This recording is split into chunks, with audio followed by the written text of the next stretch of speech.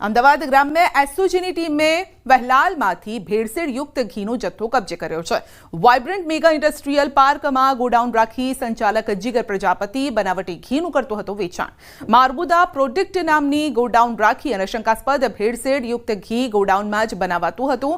SOG team અને food and ડ્રગ્સની ટીમે red કરતા સ્થળ પરથી 223 કિલોથી વધુનો શંકાસ્પદ ભેળસેળયુક્ત ઘીનો જથ્થો મળ્યો છે। પોલીસે ઘી ભેળસેળ માટે ઉપયોગમાં લેવાતી 543 કિલોગ્રામ સામગ્રીનો નાશ કર્યો છે। સુરતના ઉકાઈ ડેમની સપાટીમાં સતત વધારો। ડેમની સપાટી 343.90 ફૂટ પર પહોંચી છે।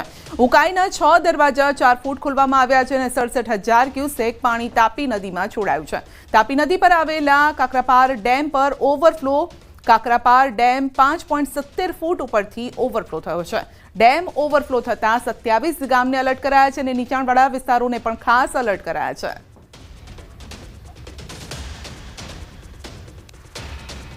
दक्षिण गुजरात की जीवादोरी समान उकाई डैम एनी पूर्णता सपाटी मात्र 1 फूट दूर से दृश्य बताने प्रयास करी कि उकाई डैम में आ 343.90 फूट पानी भराता हाल उकाई डैम में पानी आउटफ्लो चालू करवामां आव्यो छे।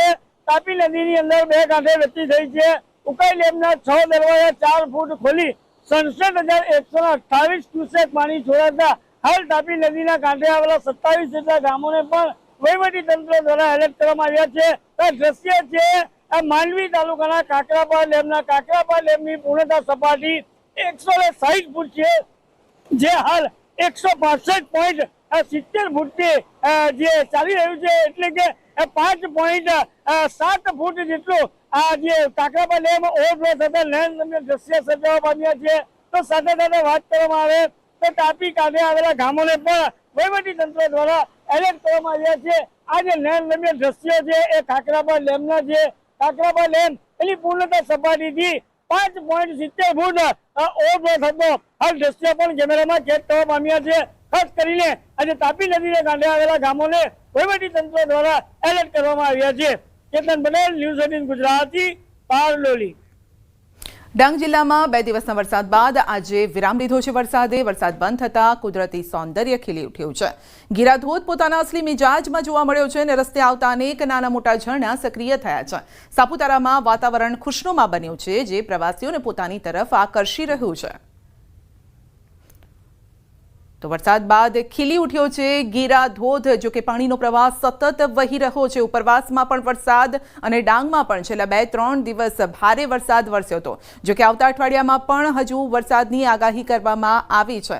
આ વચ્ચે જ કુદરતનું સૌંદર્ય સોળે કળાએ ખીલી ઉઠ્યું છે। તો પાણીનો અવિરત પ્રવાહ પણ વહી રહ્યો છે।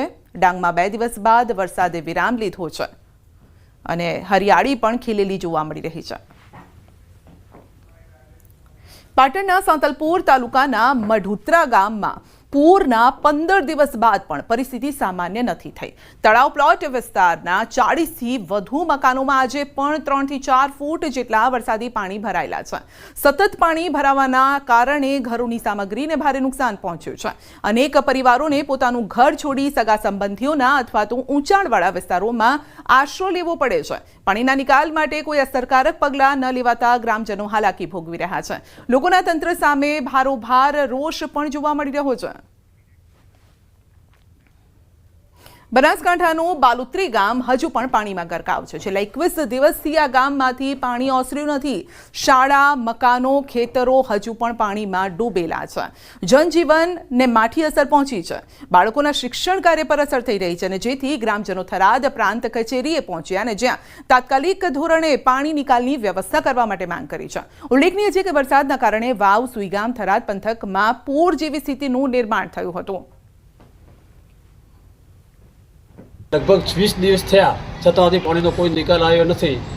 અમારે 18 તારીખે પણ અમે આવીને આવેદનપત્ર આપ્યું હતું અને એસડીએમ સાહેબ પણ આવ્યા હતા ને 48 કલાકનો અમને ટાઈમ આપ્યો હતો, પણ હજી કોઈ નિકાલ થયો નથી। અમારી શાળા બંધ છે, અમારા દવાખાના બંધ છે, હેડવાનો કોઈ માર્ગ નથી। રોગચાળો ફાટી નીકળ્યો છે એટલે અમે ખૂબ તકલીફમાં છો। હવે અમે કોઈ કે ભૂખ હડતાળ ઉપર બેસવા આવ્યા હતા। કોઈ આરો નથી, પશુનો આરો નથી, મોણોનો આરો નથી, તો મોણોને ખાવા પીવાનું નથી।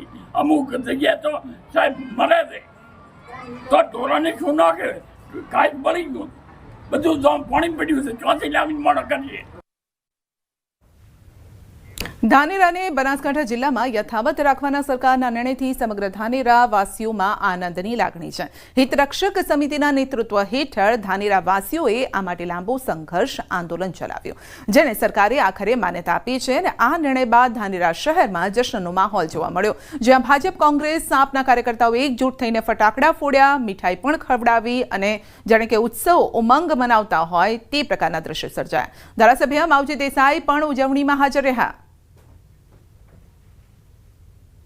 આપ જોઈ રહ્યા છો કે ફટાકડા ફોડીને ખૂબ ખુશીનો માહોલ બન્યો છે. ત્યારે ગુજરાત રાજ્યના મુખ્યમંત્રી શ્રી ભૂપેન્દ્રભાઈ પટેલ અને ગુજરાત સરકારનો આજના તબક્કે આ વિસ્તારના ધારાસભ્ય તરીકે હું હૃદયપૂર્વકનો આભાર માનું છું. ધાનેરાને બનાસકાંઠાની અંદર જ સમાવવાનો જે નિર્ણય કર્યો છે એ બદલ હું હૃદયપૂર્વક સમગ્ર મંત્રીમંડળ, ગુજરાત સરકાર અને મુખ્યમંત્રી અને તમામ હોદ્દેદારો, કલેક્ટરશ્રી, પ્રાંતશ્રી અને સૌનો આભાર માનું છું. મુખ્યમંત્રીએ ધાનેરા તાલુકાને જે માગણી હતી એ માગણીને સંતોષી અને થરાદ વાવમાંથી ધાનેરા તાલુકાને બનાસકાંઠામાં જે માગણીને જોડી છે એ બદલ સરકારશ્રીનો હું ખૂબ ખૂબ આભાર માનું છું. પ્રજાનું હિત ક્યાં છે એમાં એની પ્રજાએ કોઠાસૂઝ બતાવી છે એ બદલ એની ધાનેરા તાલુકાની પ્રજાનો પણ ખૂબ આભાર માનું છું.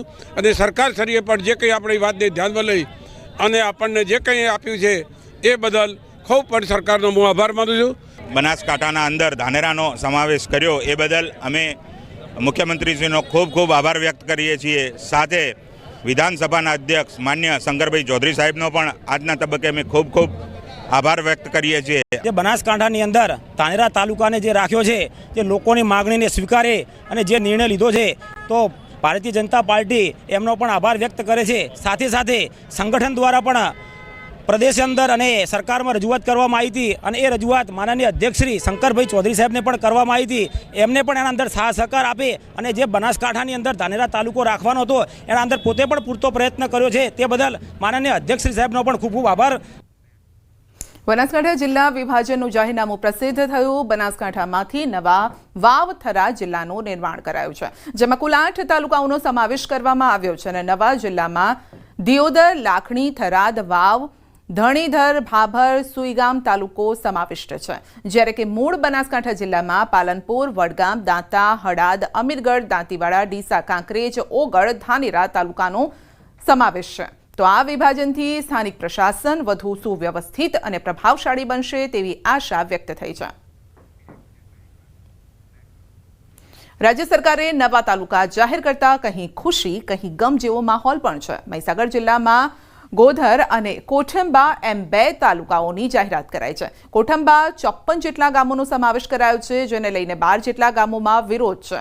ગ્રામ લોકોએ અસંતોષ વ્યક્ત કરી કલેક્ટર કચેરી આવેદનપત્ર આપ્યું, જ્યારે કે અન્ય લોકોમાં નવા તાલુકાની ખુશી પણ છે. લોકોએ ફટાકડા ફોડી ડીજે યાત્રા કાઢી નિર્ણયને વધાવ્યો છે.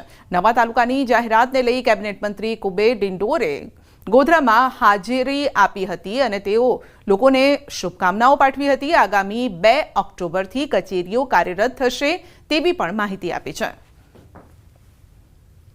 અમારા લુણાવાડા સાથે નેતો છે અને લુણાવાડામાં રહેવું છે. અમને કોઈ જાણ કે કશું કર્યા વગર અમારા 4 પંચાયતોના નામ લખ્યા, 8 ગામ આવે છે, પણ ગામજનો પંચાયતના બધા સભ્યો, સરપંચો સહયોગ કરી અને બધું આપ્યું છે. અમારી માગણી તદ્દન એવી છે કે અમારે લુણાવાડા તાલુકાની અંદર જ રહેવાનું છે. અમારે કોઠંબા તાલુકામાં સમાવેશ થતો હોય તો અમારે ત્યાં જવાની કોઈ જરૂર નથી. અમારે લુણાવાડા તાલુકામાં જ અમે રહીએ એવી અમારી માગણી છે. અમારો બજારનો તમામ વ્યવહાર અને અત્યાર સુધીનું તમામ વસ્તુ અમે લુણાવાડા સાથે સંકળાયેલા છીએ, એટલે કોઠંબા તાલુકામાં અમારે સમાવેશ થવાની કોઈ જરૂર નથી. ઉત્સવ આજ નવરાત્રીનો ઉત્સવ આપણે બધા ઉજવી રહ્યા છીએ. માં આદ્ય શક્તિ માં બધાનું કલ્યાણ કરે, સર્વનું કલ્યાણ કરે. નવો તાલુકો બને એમાં બધા જ આપણા ખેડૂતો, યુવાનો, વડીલો, માતા, બહેનો ઘર આંગણે જે સુવિધા આપણને મળવાની છે દરેક બાબતની, તો લાભ લઈને આપણે સુખાકારીના પંથે આગળ વધીએ. શુભેચ્છા સાથે મારી વાત પૂરી કરું છું. ગુજરાત સરકાર દ્વારા રાજ્યના 33 જિલ્લામાંથી નવા 11 તાલુકાઓની નિયુક્તિ કરાઈ છે અને નવા તાલુકા બનતા ધારાસભ્યો ખુશી વ્યક્ત કરી રહ્યા છે. ત્યારે બાયડ વિધાનસભાના અપક્ષ ધારાસભ્ય ધવલસિંહ ઝાલાએ પણ પ્રતિક્રિયા આપી. અરવલ્લી જિલ્લાના સાઠંબા, શામળાજી તાલુકાની રચનાને લઈને ખુશી વ્યક્ત કરી છે, જ્યારે કે ફાગવેલને તાલુકા બનાવવા નિર્ણયને પણ વધાવ્યો છે. માનનીય ભૂપેન્દ્રભાઈ પટેલ સાહેબની સરકારે એટલે કે ગુજરાત સરકારે 33 જિલ્લાઓમાં 17 તાલુકાઓની જાહેરાત કરી. ખૂબ આનંદની વાત એ છે સવિશેષ કે 2018થી મારી હર હંમેશ માગણી રહી છે કે બાયડ વિધાનસભાની અંદર સાઠંબા તાલુકો એક નવો મારી માગણી હતી. સાઠંબામાં જ એનું મુખ્ય મથક બનશે અને શામળાજીમાં પણ શામળાજીમાં એનું મુખ્ય મથક બનશે. એટલે અરવલ્લી જિલ્લાનો તો સૌભાગ્ય છે કે 2 તાલુકાઓની નવી રચના થઈ રહી છે. નામથી એક તાલુકો બને અને કાપડી વાવ એનું મુખ્ય મથક છે જે મારા વિસ્તારથી પણ નજીક થાય છે અને ત્યાં મુખ્ય મથક બનવા જઈ રહ્યું છે અને ફાગવેલ એનું નામ બની રહ્યું છે. એટલે અમારા માટે તો ખૂબ સારી વાત છે. એટલે માન્ય સરકારનો હું ખૂબ ખૂબ આભાર માનું છું. આનાથી ફાયદો ખેડૂતોને થવાનો, આનાથી ફાયદો ત્યાંના તમામ લોકો ગ્રામજનોને થવાનો, કારણ કે તાલુકા કચેરી બનવાની, મામલતદાર કચેરી બનવાના, વિકાસના કાર્યોમાં પણ એના કારણે વેગ મળે. છોટાઉદેપુર જિલ્લામાં કદવાલ ગામને નવો તાલુકો જાહેર કરાતા લોકોમાં ખુશી છે. 17 ગ્રામ પંચાયતના 42 ગામોનો સમાવેશ કરી નવો તાલુકો રચાયો છે. ત્યારે સ્થાનિકોનું કહેવું છે કે તાલુકા કચેરી નજીક આવતા વિકાસ અને રોજગારીની નવી તકો ઊભી થશે. અત્યાર સુધીમાં સરકારી કામ માટે 25 કિલોમીટર દૂર પાવી જેતપુર જવું પડતું હતું, જે સમસ્યા હવે દૂર થશે. કદવાલ તાલુકાની વર્ષો જૂની માંગણીને ધ્યાને રાખી સરકારે જાહેરાત કરતા લોકોએ આભાર વ્યક્ત કર્યો. નવો તાલુકો જાહેર થતા લોકોએ ઢોલ વગાડી ફટાકડા ફોડી ખુશી વ્યક્ત કરી. આ કદવાલ તાલુકો બનવાથી અમારી સેન્ટ્રલ કોઓપરેટિવ બેંક પણ કદવાલમાં આવશે. એટલે કે દૂધનો પગાર લેવા જવા માટે સેન્ટ્રલ કોઓપરેટિવ બેંકમાં પાવી જેતપુર તાલુકામાં ધક્કા ખાઈ ખાઈને લોકો થાકી ગયા હતા. તાલુકાના નથી એટલું બધું લાગતું હતું, પણ અમારી જે માંગણી હતી એ માંગણીને અમારી સરકારે ધ્યાને આપી આ કદવાલનો વિકાસ 100% થવાનો છે. નવરાત્રીના શુભ દિવસોની અંદર માતાજીની કૃપાથી અમારા છોટાઉદેપુર જિલ્લાની અંદરથી પાવી જેતપુર તાલુકામાંથી કદવાલ ગામનો જે તાલુકાનો દરજ્જો સરકારશ્રીએ આપ્યો છે તેના માટે અમારે સરકારશ્રીનો ખૂબ ખૂબ આભાર. અને તેનાથી અમારા કદવાલ ગામની અંદર વેપારી વર્ગને ખૂબ મોટો ફાયદો થવાનો છે, જેથી કરીને સરકારશ્રીનો તે માટે પણ ખૂબ ખૂબ આભાર વ્યક્ત કરીએ છીએ.